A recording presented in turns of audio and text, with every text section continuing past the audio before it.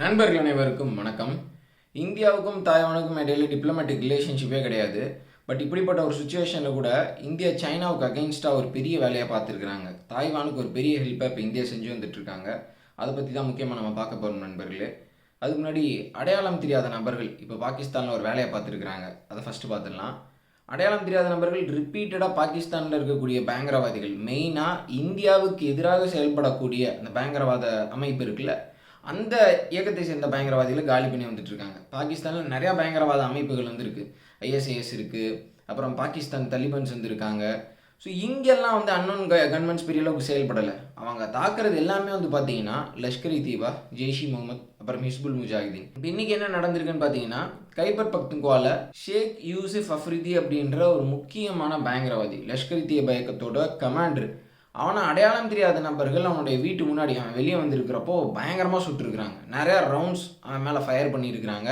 அதனால் அந்த இடத்துல அவன் உயிரிழந்துட்டான். அவனோட உடம்பை போஸ்ட்மார்ட்டம் கூட பண்ண முடியாத அளவுக்கு ஏகப்பட்ட தோட்டாக்கள் அவனுடைய உடலில் பாஞ்சிருக்கு. இந்த ஷேக் யூசுப் அஃப்ரிதி அப்படின்றவன் ஹஃபீஸ் இருக்கான்ல, லஷ்கர் இ தீபாவோட தலைவன். ஸோ அவனோட ரொம்ப ஒரு நெருங்கிய கூட்டாளி அப்படின்னு சொல்கிறாங்க. இவன் பல நூற்றுக்கணக்கான பயங்கரவாதிகளை பாகிஸ்தானில் லஷ்கர் இ தீபா இயக்கத்துக்காக ரெக்ரூட் பண்ணியிருக்கிறான்.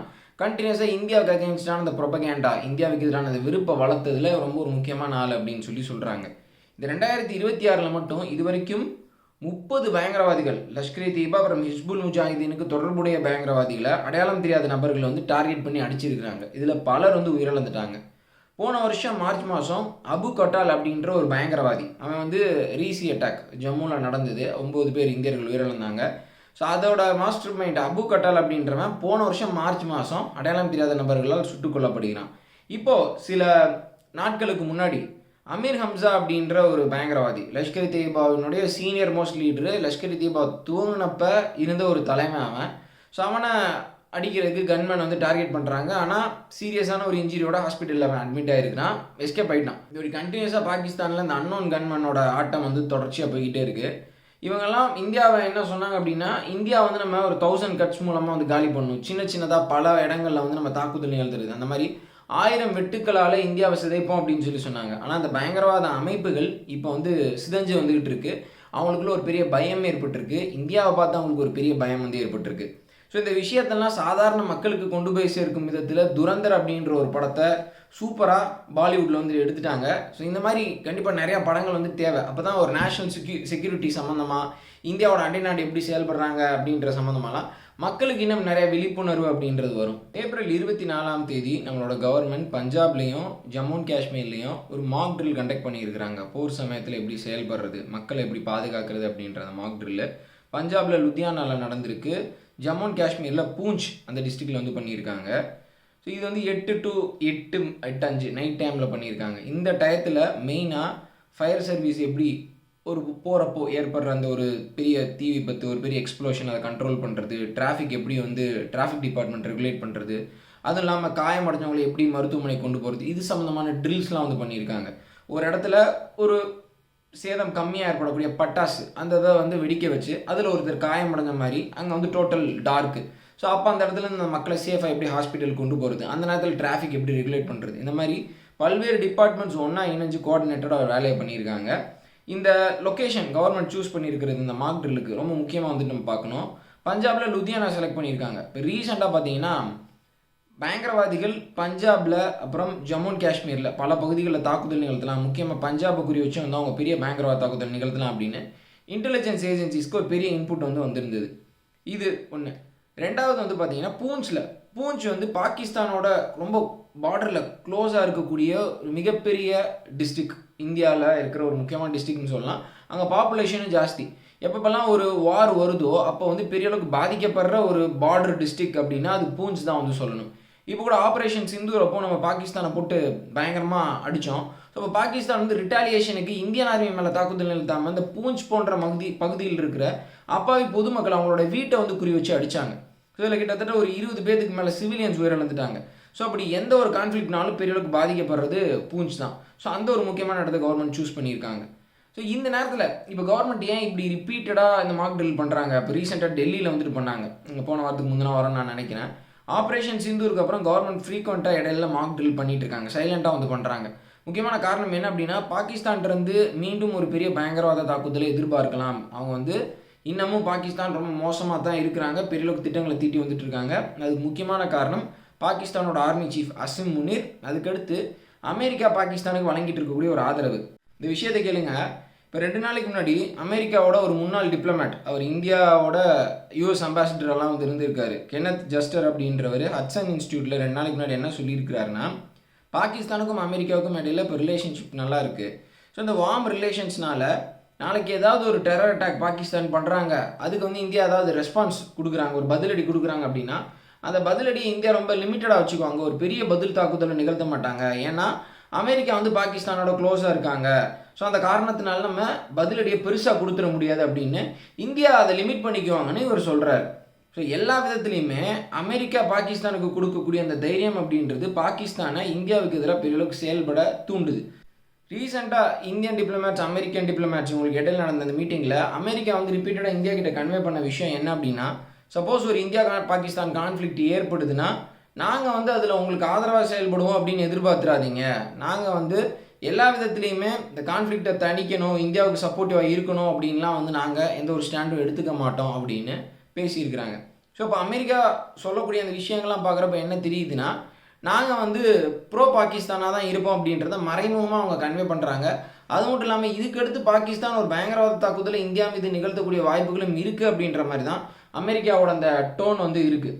அவங்களோட அந்த பென்டகன் ரிப்போர்ட்டில் என்ன சொல்லியிருக்காங்கன்னா, அடுத்து இந்தியா பாகிஸ்தான் கான்ஃப்ளிக்ட் திருப்பியும் ஒரு டெரர் அட்டாக்னால வருவதற்கான வாய்ப்பு நிறையவே இருக்குது அப்படின்னு வந்து சொல்லியிருக்காங்க. ஸோ நம்மளோட கவர்மெண்ட் எதுக்கு ரிப்பீட்டடாக மாக் ட்ரில் கண்டக்ட் பண்ணுறாங்க அப்படின்றது இப்போ உங்களுக்கு புரிஞ்சிருக்குன்னு நான் நினைக்கிறேன். சரி, இப்போ அடுத்த முக்கியமான நியூஸை பார்த்துடலாம். தாய்வானோட சிஎஸ்பிசி கார்பரேஷன், அதாவது தாய்வானோட ஒரு லார்ஜஸ்ட் ஷிப் பில்டிங் கம்பெனி, அவங்க என்ன சொல்லியிருக்கிறாங்கன்னா, அவங்க ஒரு பர்சனலாக ஒரு இன்ஃபர்மேஷன் டிஸ்க்ளோஸ் பண்ணியிருக்காங்க.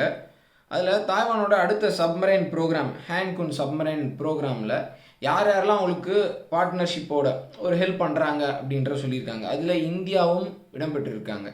ஸோ தாய்வானோட நெக்ஸ்ட் ஜென்ரேஷன் சப்மரைன் ப்ரோக்ராமுக்கு நம்ம ஒரு உதவி பண்ணுறோம். இது கண்டிப்பாக சீனாவுக்கு எதிரான ஒரு ஸ்ட்ராட்டஜிக் மூவாக தான் வந்து நான் பார்க்குறேன். எப்படி பாகிஸ்தானுக்கு சைனா ஹெல்ப் பண்ணுறாங்களோ அதே மாதிரி நம்ம சைனாவோட அட்வர்சரிஸ், எதிரிகளுக்கு நிறையா உதவிகளை செஞ்சு வந்துட்டுருக்குறோம். அதை பற்றி பெருசாக யாரும் பேசுகிறது இல்லை. இப்போ நம்ம ஃபிலிப்பைன்ஸுக்கு பிரம்மோஸ் மிசைலை வந்துட்டு நம்ம வழங்கணும், வியட்நாமுக்கு வந்து நம்ம வார்ஷிப்லாம் வந்துட்டு நம்ம கொடுத்துருக்குறோம். ஸோ இப்படி நிறையா விஷயங்கள் இருக்குது. இதில் நம்ம தாய்வானுக்கு செய்யக்கூடிய அந்த சப்போர்ட் தான் ஒரு பெரிய ஒரு விஷயம், ஒரு பெரிய ஹைலைட்டே இதில். ஏன்னா தாய்வான்கிட்ட வந்து இப்போ 2 காம்பேட் சப்மரைன் தான் வந்துருக்கு, 2 டீசல் எலக்ட்ரிக் சப்மரைன் தான் இருக்குது. ஸோ அது வந்து அவங்க சைனாவை கவுண்டர் பண்ணுறதுக்கு போதுமானதாக இல்லை.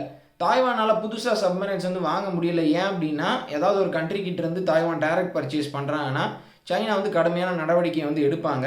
ஸோ தாய்வான் வந்து இன்டர்நேஷ்னலி ரெக்கக்னைஸ்டு கண்ட்ரி கிடையாது. ஸோ அவங்களுக்கு எப்படி நீங்கள் ஒரு சப்மரைன்ஸை வழங்குனீங்க அப்படின்ற ஒரு பெரிய ப்ரெஷரை யார் வந்து தாய்வானுக்கு ஹெல்ப் பண்ணுறாங்களோ அவங்க மீது வந்து போடுவாங்க. ஸோ அதனால் இப்போ தாய்வான் என்ன புத்திசாலித்தனமாக பண்ணியிருக்கிறாங்க அப்படின்னா, அவங்களே அவங்களுக்கு தேவையான சப்மரைனை கட்டமைக்கிறது, ஆனால் இன்டைரக்டாக சப்போர்ட்டை, டெக்னாலஜிக்கல் சப்போர்ட் எல்லாத்தையுமே நட்பு நாடுகள்கிட்ட இருந்து வாங்குறது அப்படின்ற தாய்வான் முடிவு பண்ணி இந்த ப்ராஜெக்டில் வந்து அவங்க செயல்பட்டு வந்துட்டு இருக்கிறாங்க.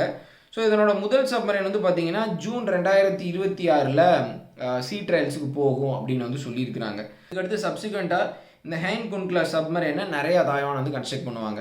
ஸோ தாய்வான்கிட்ட நிறைய ஒரு காம்பேட் சப்மரைன் வர்றப்போ அது வந்து இந்தியாவுக்கு ஒரு பெரிய அட்வான்டேஜான ஒரு விஷயம். ஏன்னா சைனா வந்து தாய்வானை அப்போ ஃபோக்கஸ் பண்ணி நிறையா மூவ்ஸ் வந்து பண்ணுவாங்க, அங்கே நிறையா சப்மரைன்ஸ் வந்து டெப்ளாய் பண்ணுவாங்க. சைனாவை எந்தளவுக்கு சவுத் சைனா சீல பிஸியாக வச்சுருக்க முடியுமோ அந்தளவுக்கு அவங்கள பிஸியாக வச்சுருந்தா அது இந்தியாவுக்கு இந்தியன் ஓஷனில் வந்து நல்லது. இப்போ நம்ம ஃபிலிப்பைன்ஸையும் இன்னும் பெருசாக எக்யூப் பண்ணோம் அப்படின்னா அதுக்கு தகுந்த மாதிரி ஒரு ஈக்குவல் டெப்ளாய்மெண்ட்டை சைனா வந்து சவுத் சைனா சீல வந்துட்டு பண்ணி ஆகணும்.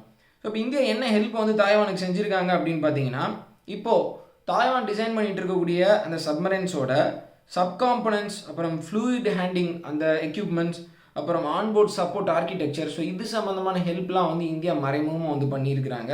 அது மட்டும் இல்லாமல் டெக்னிக்கல் ஹியூமன் கேபிட்டல் அப்படின்னு சொல்லுவாங்க, அதாவது மனித வளம், தேவையான டெக்னாலஜிக்கல் சப்போர்ட்டை நம்மளுடைய ஆட்களை அனுப்பிச்சு நம்மளோட முன்னாள் நேவல் ஆஃபீஸர்ஸ், அப்புறம் முன்னாள் இன்ஜினியர்ஸ் சப்மரைன் கன்ஸ்ட்ரக்ஷனில் ஒர்க் பண்ணியிருக்காங்களா, ஸோ அவங்கள வந்து நம்ம அனுப்பிச்சு தாய்வானுக்கு வந்து நம்ம ஹெல்ப் பண்ணியிருக்கிறோம். ஸோ இந்தியாவுக்கு வந்து சப்மரைன் கன்ஸ்ட்ரக்ஷனில் வந்து பார்த்திங்கன்னா ஒரு பெரிய எக்ஸ்பீரியன்ஸ், ஒரு எக்ஸ்பர்டைஸ் அப்படின்றது கிடச்சிருச்சு. ஏன்னா நம்மளுக்கு தேவையான அந்த நியூக்ளியர் சப்மரைனை எஸ்எஸ்பிஎனை வந்து நம்ம இப்போ கன்ஸ்ட்ரக்ட் பண்ணி ஆல்ரெடி 2 கமிஷன் பண்ணியாச்சு.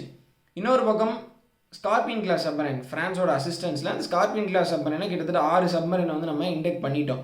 ஸோ இந்த எக்ஸ்பீரியன்ஸ்லாம் நம்மக்கிட்ட இருக்குது சப்மரைன் கன்ஸ்ட்ரக்ஷனை பொறுத்த வரைக்கும். அது எல்லாத்தையுமே வந்து நம்ம தாய்வானுக்கு கொடுக்குறோம்.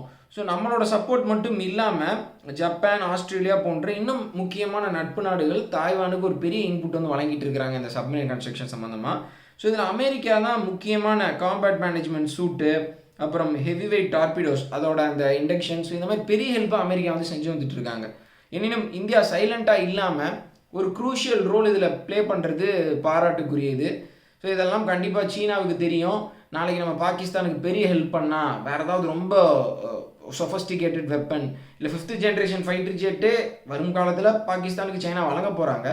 அதெல்லாம் சைனா யோசிச்சு தானே பண்ணுவாங்க. சைனாவுக்கு தெரியும் அப்படி ஒரு பெரிய சப்போர்ட்டை வந்து நம்ம பண்ணுறோம் பாகிஸ்தானுக்கு அப்படின்னா அதுக்கு தகுந்த மாதிரி இந்தியா கண்டிப்பாக சவுத் சைனா சீல ஏதாவது ஒரு மூவ் பண்ணுவாங்கன்றது சைனாவுக்கு தெரியும்.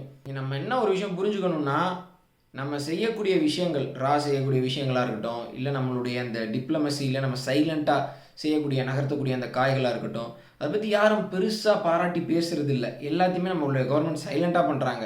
அதுவே ரொம்ப ஒரு நல்ல விஷயம் அப்படின்னு நான் சொல்லுவேன் நண்பர்களே. ஸோ இதோட இந்த வீடியோவை நான் முடிச்சுக்கிறேன்.